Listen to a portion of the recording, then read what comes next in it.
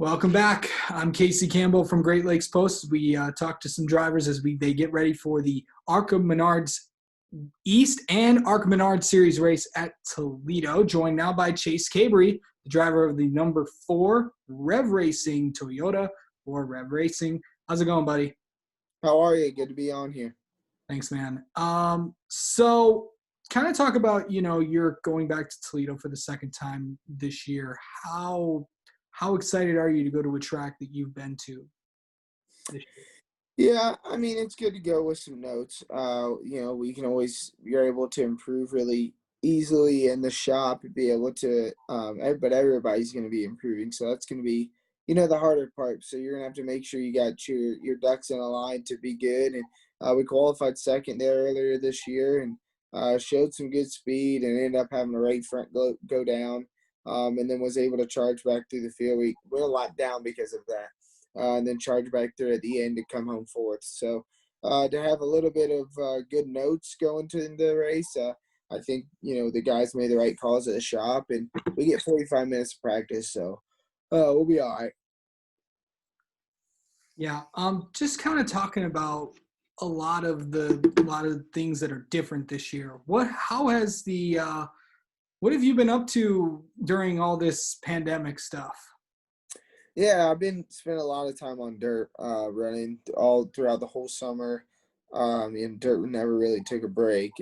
So I've been doing a lot of dirt stuff up in Indiana, Illinois, Ohio, and then a lot around here in North Carolina. So I've been really staying busy at that, and that's something I love a lot and have a huge passion for. So, I was able to just kind of do what I love and have some fun, make some money, and get ready to go back payment racing.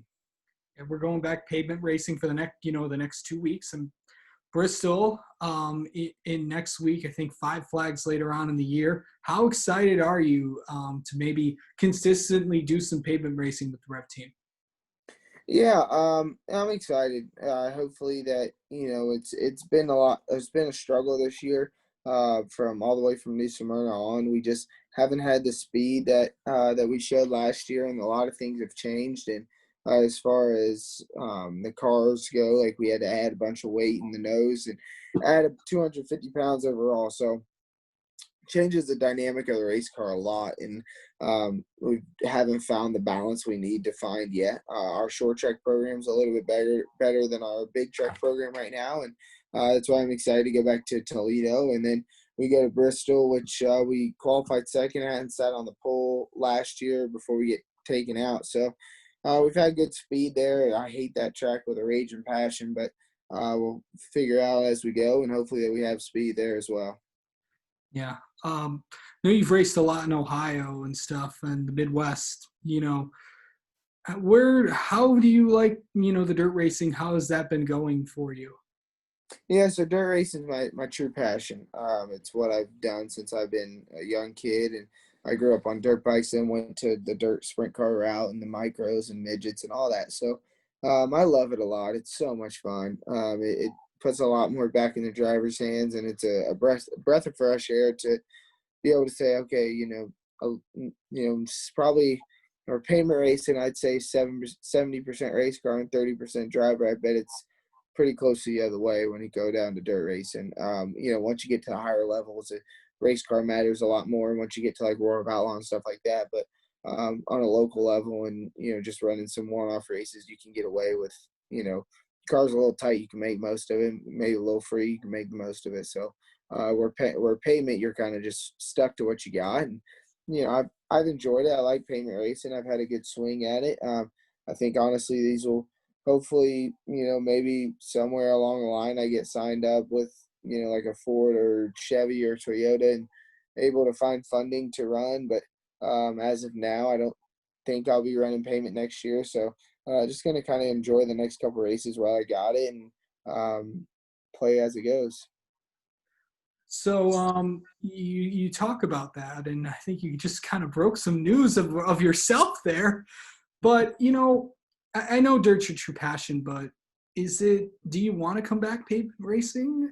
Yeah, no, don't get me wrong. I would love to do this as a career. But the cold hard truth of it, and it's the thing that, no driver wants to get on an interview and say, and nobody wants to be the bad guy, but it comes down to money. It's all the sport is. And everybody knows that. And it comes down to the dollar you can bring behind you and not about the ability you can put behind the wheel. And, I ran second in the championship to GMS last year and won races, sat on poles, and thought I did a lot of the right things. And it doesn't change the dollar figure that I have to bring to go on to the next step. And that's just something that me and my family don't have. And that's what really hurts a lot of us is that, we don't have the family dollar to do it like a lot of these kids do, or have, to find the sponsor, to find the $3 million sponsors to go with truck racing. It's just, it's honestly absolutely insane, and it's almost unheard of right now to find a company that says, "Hey, yeah, I want to invest $3 million," or to find even two that'll do 1.5. So, no, it's the cold hard truth, and it sucks, but it's the way the cookie crumbles, and I'm not going to sit here and dwell on it. Just make the opportunity the rest of my life and figure out where I might fall into this racing world. Where do you think Where do you think you see yourself racing in next year and down the road? Yeah, so I've been trying to find some sponsorship to go USAC midget racing and USAC sprint car racing next year. Like I said, obviously I'd love to be on pavement and doing the truck thing, but find $3 million is really hard. Not that I'm giving up on the goal, but there's a couple of races left, and really anything can happen. But it's a far fetched idea. And I think right now, if I could secure a ride to go race USAC next year and focus fully on that and focus on making things happen in that world and just become one of those Indiana boys, I'd love to. What do you think needs? I know you've been with Rev Racing, and I'll get into that later. But I want one more question on that. What do you think needs to be done if NASCAR wants to? This sport is expensive, and the pandemic is not helping that at all with sponsorship. But what do you think needs to be done to maybe lower the costs of make sure that these teams can't go away or maybe survive throughout this, because it's going to be teams that go under. Look at Levine. But what do you think needs to be done to make sure that drivers keep sponsorship and maybe lower the costs or something like that? I think what you're kind of getting at is, what does it take? What is it going to be able to take to go back to the old days where they go, "Hey, man, you're a heck of a driver. Come drive my race car." It's going to just take people to stop. In my opinion, I know things have got to change as far as like financially on the side of the sport, but I don't think it's very easy so if I look at it as an owner, I don't blame the owners. If I was an owner and I could have, this kid who's, just a Kyle Larson level good in a race car, and he's bringing me $0, or I've got this person who's going to bring me $3 million. And I say, well, I can run up front, but man, if I put the right equipment behind this kid over here, he's already bringing me the money. I'm gonna make money, and we'll still run up front. Well, I'll take him. You know what I mean? There's just not because you look at kids that are coming up through the sport that do have the money to continue to go on and do things. They're not terrible race car drivers, and so you just get outweighed, and you don't really get a fair shot to show the talent you've got on the pavement side. You can't really take chicken scratch and make it chicken butter, or chicken salad, however the saying goes. You just can't. There's certain guys who, very few, you might be able to sneak a couple positions out on a late race restart, but pretty much what you got is what you got. And you're not able to really showcase your ability behind the wheel that well. And I'm really digging myself a hole here by saying things that most drivers won't, but it's the truth of the sport, and that's just the way it is. And everybody knows it, just nobody will say it. Yeah. You've had an opportunity with Rev Racing in the last few years. What has it been like working with them? Yeah, working with the Rev's been awesome. It's been like a home from the Cabre family for the past 8 years, from my brother being in it for 4, me being in it for 4.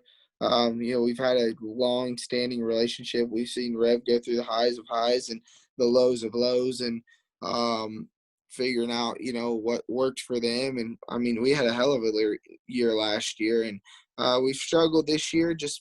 We just haven't raced enough. The pandemic hurt us, and we didn't get to race as much as everybody else. So we're trying to play catch up, and as they're continuing to advance. So it's a constant tail that we're chasing this year. But they've done a lot of the right things to try to be better as an organization, and it showed last year when we were in contention to win a lot of the races. So to work with him it's been awesome. It's been fun. It's taught me a lot, as far as how to handle myself as a person, things to say, things not to say, and overall just how to be a better guy in general and a better race car driver, as myself. Yeah. Hey, Chase, really, really appreciate you doing this. Good luck this weekend in Toledo, and let's have you on again sometime. Yeah, no problem at all. Thank you.